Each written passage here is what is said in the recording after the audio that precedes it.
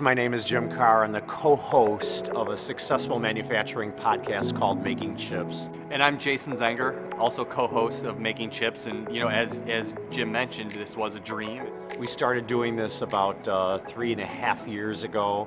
After 1 year of planning, it was Jason's vision to start this.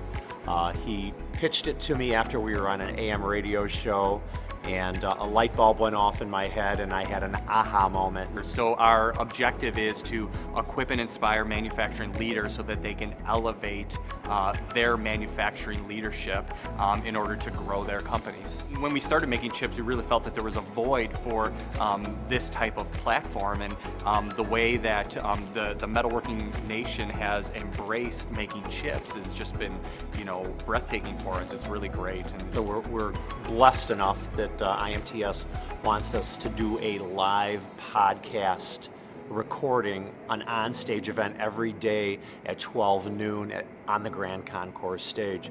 We're Not working yet, with yeah. IMTS now on a guest lineup. We're hoping to get some big dignitaries up on that stage with us. This is IMTS. Don't just dream it. Do it. Get all the new spin on manufacturing. Change is circulating, where dreamers and doers connect.